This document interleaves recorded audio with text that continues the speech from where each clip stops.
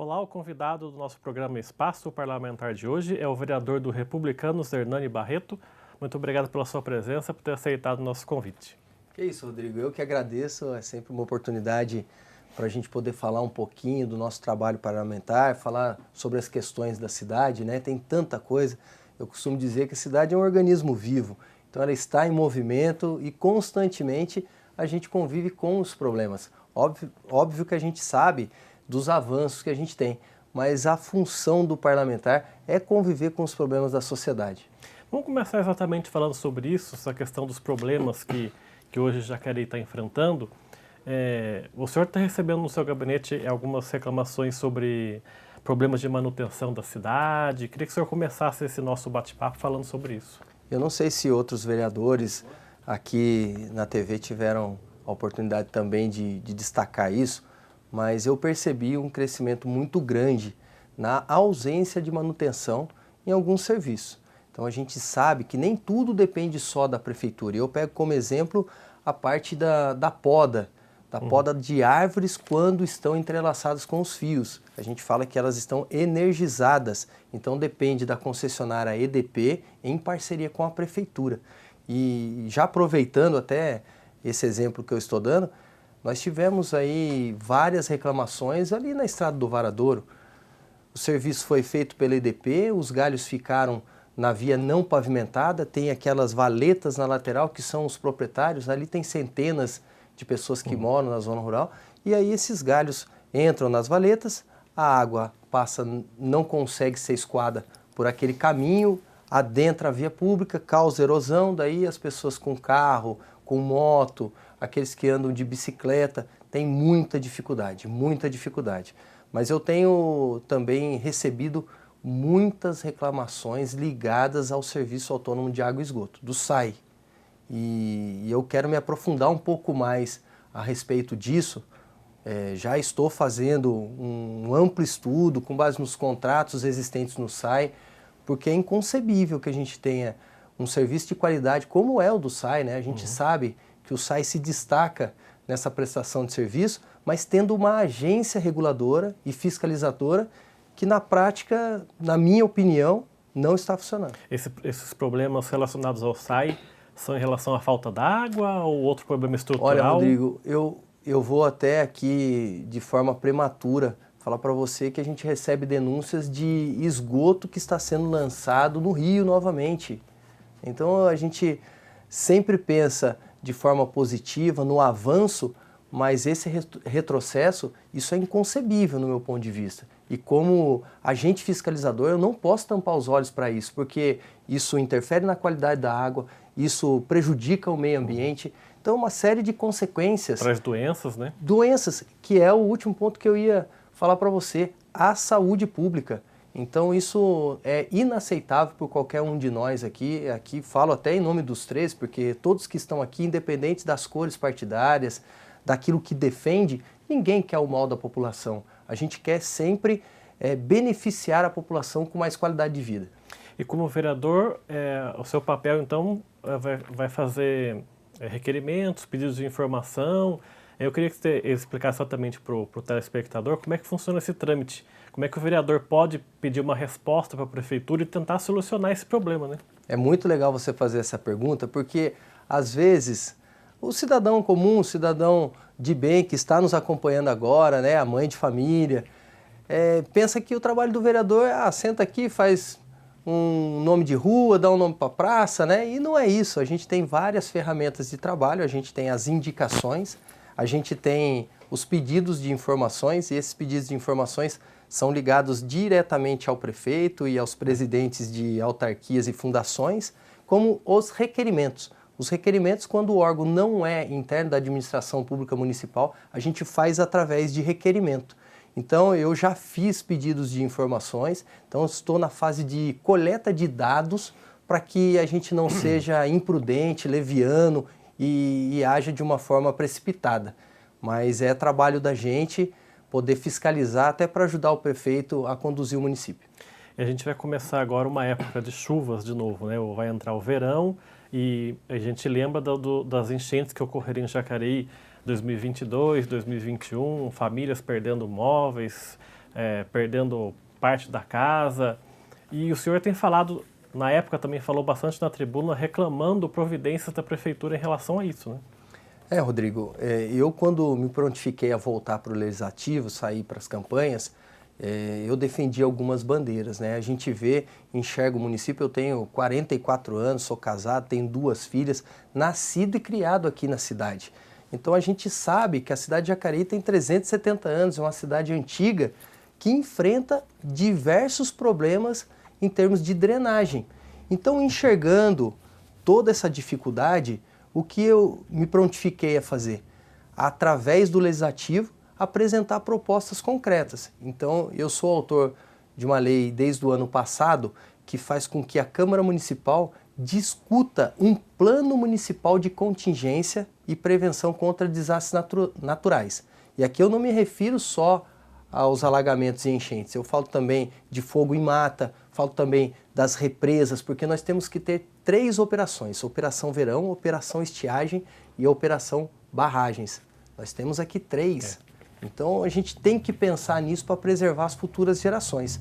E eu tenho insistido, tenho batido nessa tecla, porque é uma questão que a gente fala que ela é sazonal, ou seja, não é todo ano que a gente vai enfrentar problemas com alagamentos. Ela tem uma fase do ano e ela tem uma lógica, né? Até de acordo com as condições climáticas.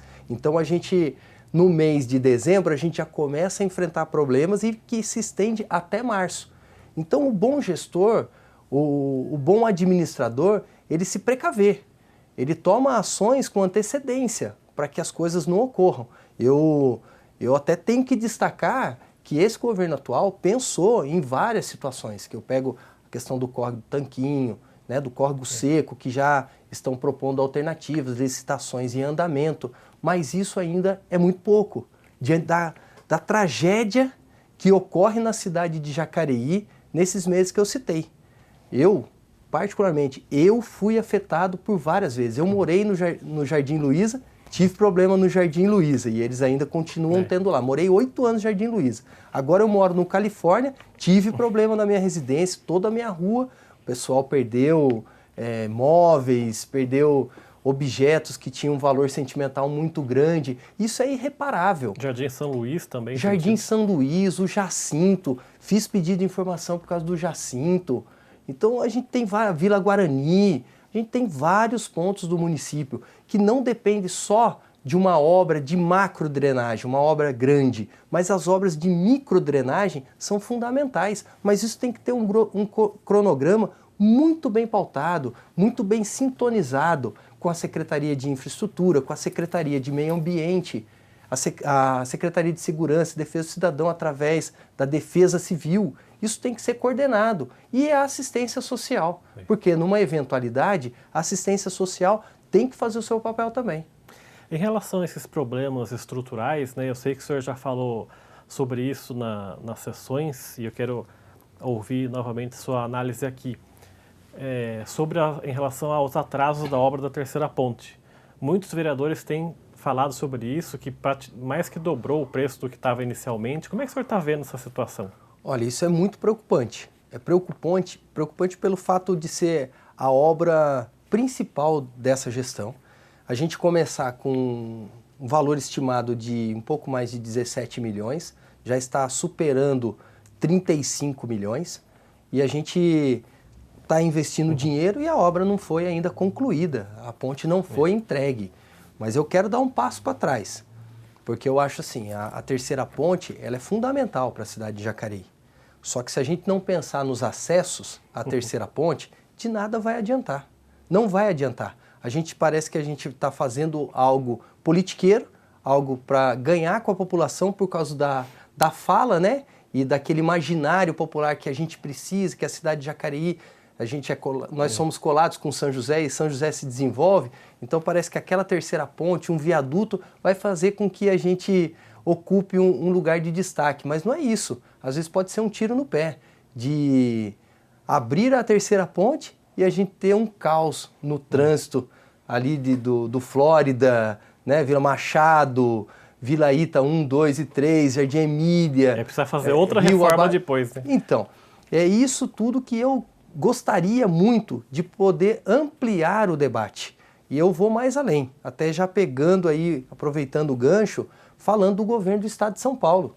Porque o governo do Estado de São Paulo, que é o governo mais rico do país, tem um orçamento de mais de 200 bilhões de reais, ele tem um papel fundamental. Tem que honrar os compromissos com a cidade de Jacareí. Nós temos obras paradas. Eu cito aqui duas grandes, uma delas da Terceira Ponte, né, que é o acesso ali da Padre Eugênio, com a Lucas Nogueira Garcês. Região Oeste, quero mandar um abraço pro pessoal da região Oeste, do Esperança. O pessoal tá muito ansioso, esperando essa obra. Mas a Prefeitura parece que já deu a sua contrapartida, o governo do Estado, que é do mesmo governo local, né, não conseguiu ainda entregar essa obra. Não conseguiu. E seria um acesso muito bom do pessoal lá da região Oeste, né, com a Humberto de Alencar Castelo Branco, para dar acesso à Terceira Ponte. E tem a obra do Santa Marina, lá com a Estrada do Varadouro. É outra avenida também que já começou, foi projetada. Se você pegar uma foto aérea dessas duas áreas, você vai ver que a via já está projetada, mas não consegue concluir. Então, eu espero muito, a partir do ano que vem, ter mais proximidade. Eu sou do Partido do Republicanos, né? Então, junto com o vereador Rogério Timóteo, a gente está se mobilizando para ter mais proximidade do governo do Estado de São Paulo e a gente conseguir trazer investimento e, principalmente, a conclusão de obras fundamentais para a cidade de Jacareí. Tem em relação às emendas impositivas, né? Esse ano a gente teve um ano atípico em Jacareí sobre isso. Os vereadores tiveram que redirecionar 70 mil para o Bom Prato chegar na cidade e também um outro valor para ajudar naquele pagamento do salário dos professores, que até teve muita controvérsia, tinha vereador que não queria de um outro jeito. Como é que o senhor viu essa situação? Olha, eu participei diretamente de tudo isso, né, Rodrigo? Então, eu, com muita tranquilidade, eu posso falar desse tema. Eu sou o único servidor vereador desta casa. Então, a gente teve a adequação do piso salarial do professor, né? Que aqui em Jacareí nós tivemos um pouco mais de 13% para o professor. No entanto, no momento seguinte, a gente já teria a elevação, através do dissídio, da revisão geral anual, que foi estabelecida em 5%. A revisão geral anual, ela segue um princípio da isonomia, da igualdade. Não existe a segregação nesse caso. Vamos deixar o professor de lado porque o professor já teve uma adequação do piso. São questões distintas. Então, eu defendi o seguinte: houve uma falta de habilidade por parte da administração local, que deveria ter pensado no dissídio, excluído os 5% e apresentado um projeto constitucional, vendo a questão da isonomia, mas não fez. Então apresentou 13%, 13,54%, se eu não estiver enganado, e depois apresentou os 5% sem o professor. E aí, eu e mais 4 vereadores, nós defendemos a categoria, porque nós estamos falando da profissão das profissões. Se a gente não tiver o professor, a gente não tem uma sociedade melhor. E aí o prefeito, com outros vereadores, acharam uma ideia, né, que a gente apresentou outras ideias, várias outras legais, mas essa, como não estava vindo dos 5 vereadores, foi a que foi a acatada. E eu discordo, com todo o respeito que eu tenho pelo prefeito Isaías, mas eu discordo agindo, visando a questão técnica desse tema, porque nós tivemos uma publicação no último boletim oficial do ano passado. Nós tivemos um direcionamento, um processo democrático de escolha, a legislação existe da emenda impositiva e nós contactamos entidades assistenciais, entidades esportivas. Eu destinei muito recurso para o esporte, muito recurso para assistência social e depois isso ficou frustrado. O professor precisa? Lógico que precisa. Por isso que eu falei para você, vamos discutir um pouquinho antes, porque, como dizem aí no ditado popular, descobrir um santo para cobrir outro. Porque as entidades precisam do mesmo jeito. Eu estou sendo procurado direto por outras entidades que eu gostaria de ajudar em 2023, mas eu não vou poder. Por quê? Na minha opinião, houve um desvio de finalidade. Houve uma publicação, gerou-se não só uma expectativa, mas a concretude de que aquele dinheiro ia para a entidade. Depois, sem a revogação da legislação da emenda impositiva, porque deveria ser revogada, sem a revogação, destinou o mesmo recurso para os professores. Então fica complicado, às vezes, a gente conversar com as pessoas que estão necessitando, que têm os seus direitos, mas para explicar todo esse imbróglio, né? E eu espero que o recurso seja um pouquinho maior para 2023, para que a gente consiga suprir tudo isso. E teve uma situação bastante estranha, né? Que ou não lembro se foi dias depois ou semanas depois desse caso dos professores, que a prefeitura alegou não ter dinheiro e aí pediu para os vereadores fazerem isso, que foi a compra da prefeitura daquele prédio da Univap, no Vila Branca, por acho que 40 milhões de reais. Aí tem dinheiro para uma coisa, não tem para outra. Essa incoerência eu acho que a população percebe, né? Então a gente vê que houve, eu acho que 34 ou 36 milhões que foi a compra daquele imóvel, que também é necessário. Mas se você alega que você está sem possibilidade financeira para fazer, não tem como, né? E o valor, se a gente for pegar o valor de toda essa discussão, não era um valor absurdo. Então, acredito que ficou ali um pouquinho num jogo de que não foi eu que apresentei, foi o outro e tal. E tem sempre uma disputa, né, Rodrigo? A gente vive num ambiente político que tem disputa. E aí as pessoas, às vezes, deixam o servidor ou deixam a população de lado para colocar os seus interesses pessoais. Tá certo, vamos fazer o nosso intervalo aqui. O Espaço Parlamentar volta daqui a pouco. Até já.